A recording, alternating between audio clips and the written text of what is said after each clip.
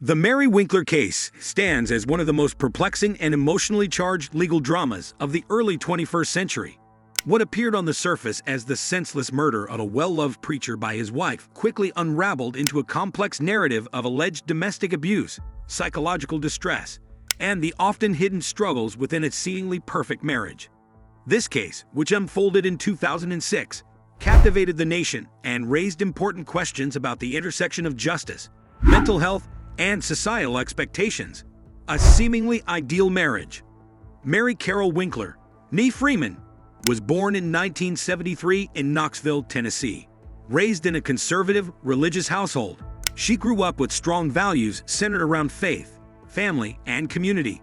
Mary met Matthew Bryan Winkler while they were both students at Freed-Hardeman University, a small Christian college in Henderson, Tennessee. Matthew, born in 1974, came from a long line of Church of Christ ministers and was known for his charismatic personality and deep religious conviction. The couple married in 1996 and settled in Selmer, Tennessee, where Matthew served as the minister of the 4th Street Church of Christ.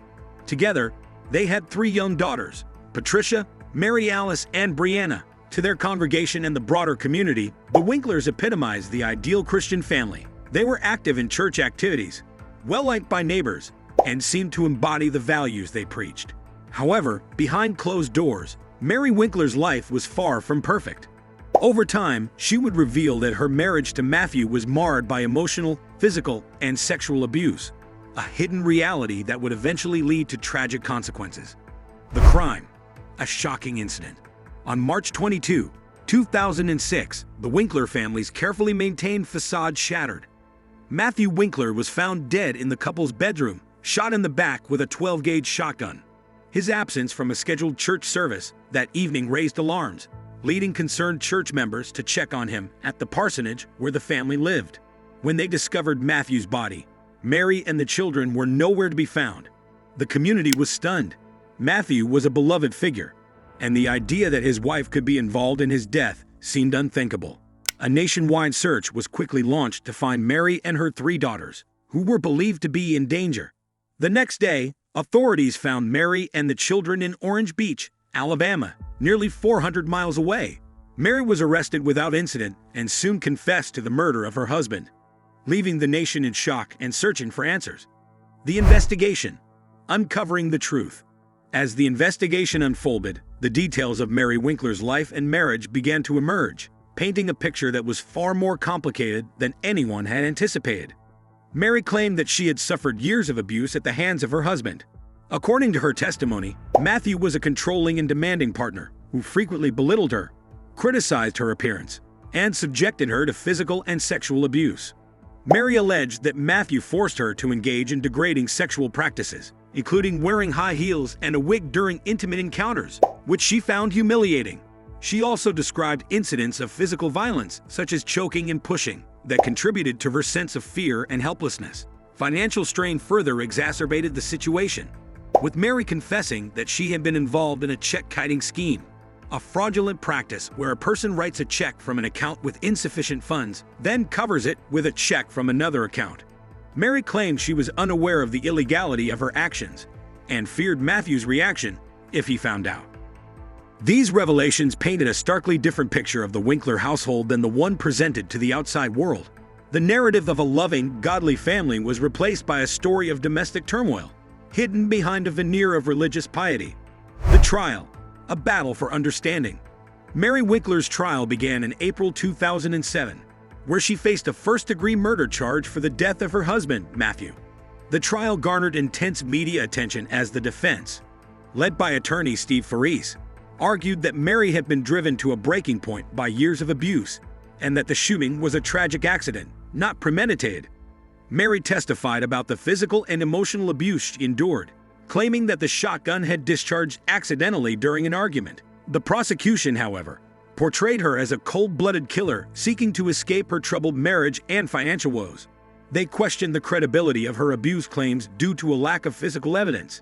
A key aspect of the defense was expert testimony on battered woman syndrome, which helped the jury understand her psychological state, leading to a lesser charge of voluntary manslaughter. The verdict, a controversial decision.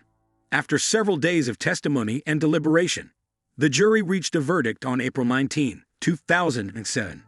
Mary Winkler was found guilty of voluntary manslaughter, a lesser charge than first-degree murder. This verdict suggested that the jury believed Mary had acted in the heat of passion, rather than with premeditation.